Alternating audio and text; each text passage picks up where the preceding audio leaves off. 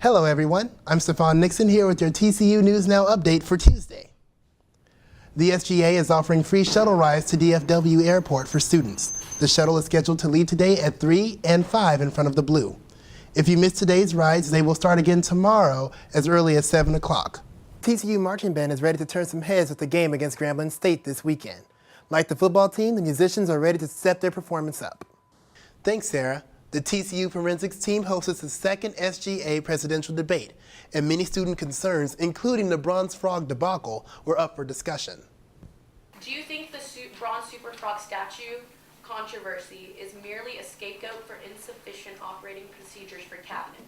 That was just one of the many topics discussed at the 2012 SGA presidential debate.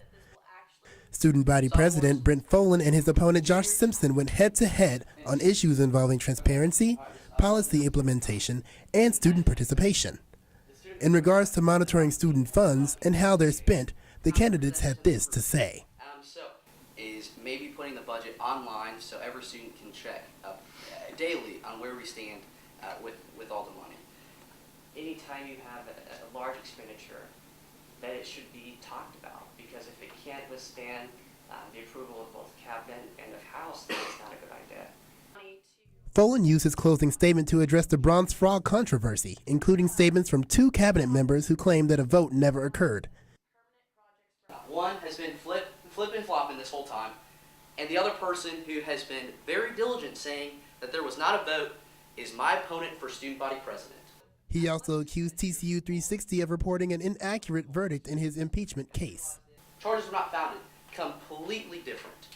Way different things. Charges not founded, for those of you who don't know the legal terms, is much, much better than being not guilty.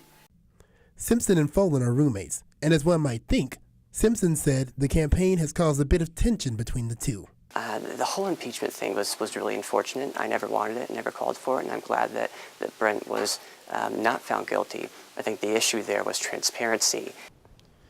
SGA elections are Tuesday, November 13th. Keep up with TCU360.com for the latest. Sarah, Crystal, back to you. And listen up, frozen yogurt fans. Yo, the local frozen yogurt lounge nearby campus is going out of business. The company is closing after losing business during the summer months. Cold Stone Creamery is set to take over the venue. If you're staying in town over Thanksgiving break, the library will be open Wednesday from 7 to 3:30, but will be closed Thursday and Friday. The library will reopen Saturday from 1 till 5. And starting Wednesday, Market Square will be closed for the Thanksgiving holiday. It won't open again until Sunday from 5 till 9. 1873 will be open Wednesday from 11 till 5, but it will be closed by Thursday and Friday and reopen on Saturday from 11 till 5 as well. The men's basketball team takes on the Navy tonight at 6 as part of the South Padre Island Invitational. And if you can't make the game, live stats will be available on Game Tracker on GoFrogs.com. The volleyball team hits the court 2 times over Thanksgiving break. They play the Oklahoma Sooners Wednesday in Oklahoma and the West Virginia Mountaineers on Saturday in the Rec Center. The Mountaineer game is the Frogs' last game of the regular season, and it will also be the senior day. That's all the news I have for now. Remember to keep up with the latest news of TCU, follow us on Twitter, and like us on Facebook. Until next time, I'm Steffon Nickson. Have a happy Thanksgiving. Thanks, Caressa. A trip to the TCU Health Center on campus is one that most students hope they never have to take. Meet the man who's making our visit a bit more efficient. Dr. Matthew Murray knew he was bound to become a doctor when he was in high school. Dr. Murray graduated from the University of Nebraska College of Medicine, Omaha, in 1986. And after more training in the profession, he came to work in Fort Worth for Cook Children's Hospital for 17 years. In 2009, Murray decided to leave his job and was hired by TCU as a staff physician in the health center. Now, what you're seeing here is what I want to get rid of, writing prescriptions. Murray is part of a HIT initiative that is headed by the North Texas Regional Extension Center. The NTREC is a federally funded program that is a byproduct of the Recovery Act of 2009. The hope of these efforts is to increase the efficiency and quality of Texas healthcare by allowing doctors to access the patient's medical files via internet. Murray and his colleagues have worked together to teach physicians how to select and use electronic medical records. He has assisted in writing articles, hosting webinars, and presentations to express the importance of EMRs. Oh, it is? Oh. Medicine's undergoing not only healthcare reform, but a transition into the electronic era. And it's exciting to see the fruits of the labors done by many people to actually help millions of patients. So that's what motivates me. Murray says a major holdup for most physicians is the program's expense and its tedious effort to manage. Physicians do not have the technical expertise or the administrative expertise to do, nor the time to do that themselves. Dr. Murray's efforts have enrolled more than 1,500 doctors in North Texas to implement electronic medical records into their systems. You know, we've gone from 40% in 2009 to over 60% of physicians are now using their electronic health records. Murray says he has proposed EMRs to the TCU Health Center, but it has not yet been implemented. Thanks, you guys. That's right. As we all know, students continue to face a consistent tuition increase.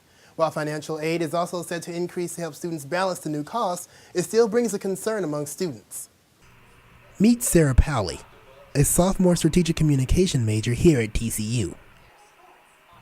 Powley was introduced to TCU through a friend. She brought me here on a tour, and I just got that at-home feeling and fell in love. So, I mean, I got here and I knew it was my number one. Powley was offered a $4,000 scholarship upon her acceptance to school. It was a sense of relief a bit because our financial struggles have gotten worse since I've been here. And, you know, my parents always told me that my first year was fine. But now Powley is concerned about her future at TCU. I've been very frustrated this year I've been trying to work with the university and they're not. I mean, I know they're trying the best they can. They've got a lot of people to see, but at the same time, I'm also feeling like I have to sacrifice the opportunities that I was promised so that they can be more competitive. Powley's dilemma comes after an email sent by Chancellor Victor Boschini notified the student body that tuition will increase by 5.8% next year. Powley shares the mentality of many students. She said she believes her scholarship will increase to help pay for the upcoming year. Boschini set the record straight with me on Tuesday. If you get a $10 scholarship, you won't get an $11 scholarship next year if it's merit, but we'll give you that $1 in another way. If you're on a need-based scholarship, though, yes, it would increase by the amount, and usually more. The $4,000 scholarship that Powley received is an academic scholarship, one that may not increase along with the boost to financial aid. At the end of the day, Powley says she's enjoying her TCU experience. If raising tuition is the only thing I have to complain about, I'm perfectly okay. Steffon Nickson, TCU News Now. I spoke with a representative in the financial aid department who told me there are many reasons why the board chose to raise tuition for the next school year. To find out what those reasons are, visit TCU360.com.